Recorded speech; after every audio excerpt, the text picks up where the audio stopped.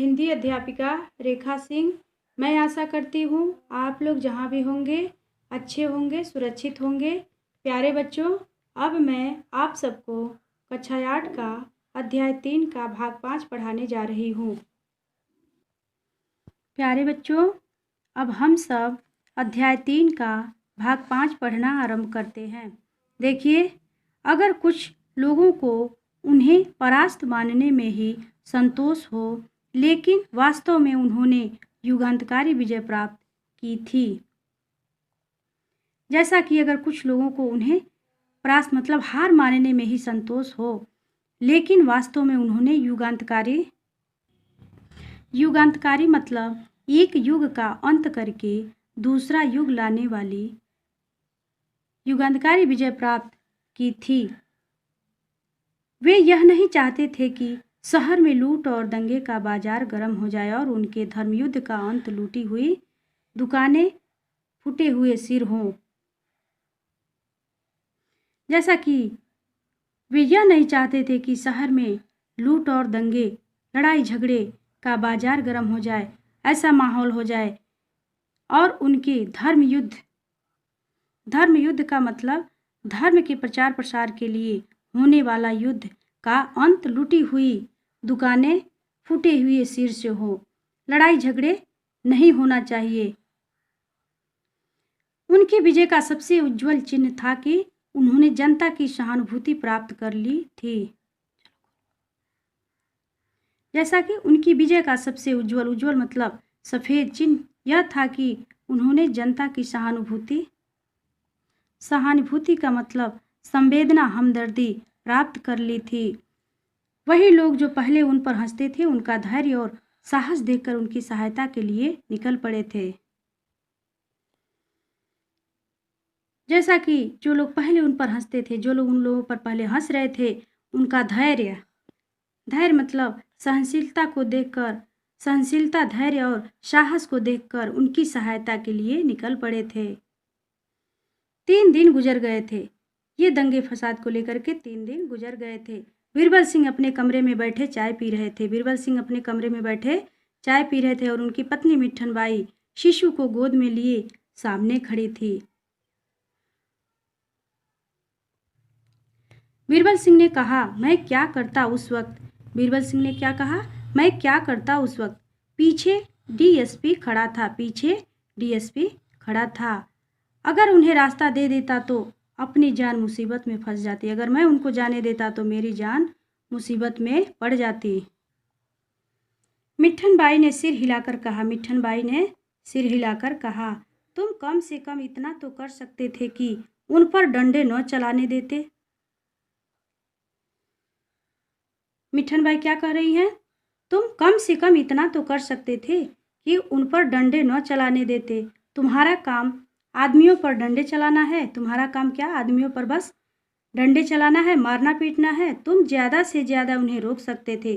तुम ज़्यादा से ज़्यादा उनकी मदद कर सकते थे, रोक सकते थे।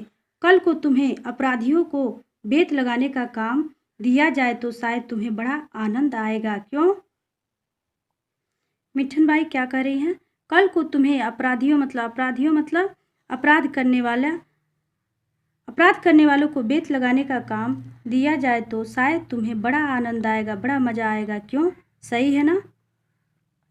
बीरबल सिंह ने खिसिया कर कहा, बीरबल सिंह ने गुस्सा होकर कहा, तुम तो बात नहीं समझती हो। बीरबल सिंह ने अपनी पत्नी को क्या कहा? तुम तो बात ही नहीं समझती हो। मिट्ठन बाई, मैं खूब समझती हूँ। मिट्ठन बाई क्या करी? मैं खूब समझती हूँ। डीएसपी पीछे खड़ा था।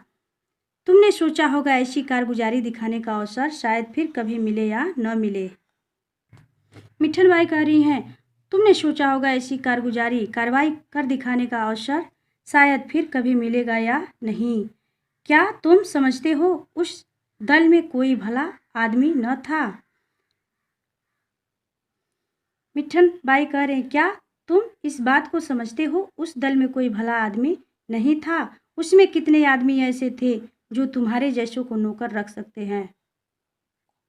मिट्ठन बाई कह रही हैं, उसमें कितने आदमी ऐसे थे जो तुम्हारे जैसे को नौकर रख सकते थे। विद्या में तो शायद अधिकांश तुमसे बढ़े हुए होंगे।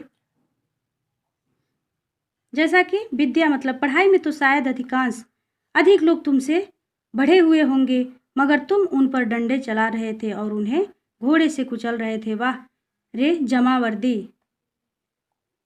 मिठन बाई कह रही है मगर तुम उन पर डंडे चला रहे थे, उनको मार पीट रहे थे और उन्हें घोड़े से कुचल रहे थे। वाह रे जमावर्दी। जमावर्दी मतलब बहादुरी। बीरबल सिंह ने बेहयाई की हंसी के साथ कहा, डीएसपी ने मेरा नाम नोट कर लिया है। बीरबल सिंह ने बेहयाई की हंसी के साथ कहा, डीएसपी ने मेरा नाम नोट कर लिया है। सच? मिठन बाई कह रही है, सच? दारोगा जी ने समझा था कि यह सूचना देकर मिठन बाई को खुश कर देंगे। जैसा कि दारोगा जी ने समझा था कि यह सूचना देकर, यह खबर देकर मिठन बाई को खुश कर देंगे।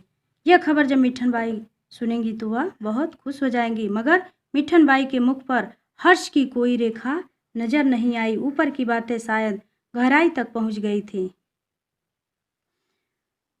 मगर मिठन बाई के मुख पर हर्ष मतलब प्रसन्नता, खुशी की कोई रेखा नजर नहीं आई। ऊपर की बातें शायद गहराई तक पहुंच गई थी। ऊपर की जो बातें थी वह बहुत गहराई तक पहुंच गई थी।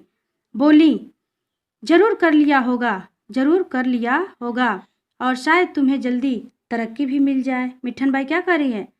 और शायद तुम्हें जल्दी ही तरक्की भी मिल जाए। मगर बेगुनाहों के खून से हाथ रंग कर तरक्की पाई तो क्या पाई? मिठन बाई कह रही हैं, मगर बेगुनाहों बेकसूरों के खून से हाथ रंग कर मार पीट कर तरक्की पाई तो क्या पाई? यह तुम्हारी कारगुजारी का इनाम नहीं, तुम्हारे देशद्रोह की कीमत है। मिठन बाई कह रही है, यह तुम्हारी कारगुजारी कार्रवाई का इनाम नहीं, तुम्हारे देशद्रोह की कीमत है। प्यारे बच्चों, आज के लिए इतना ही।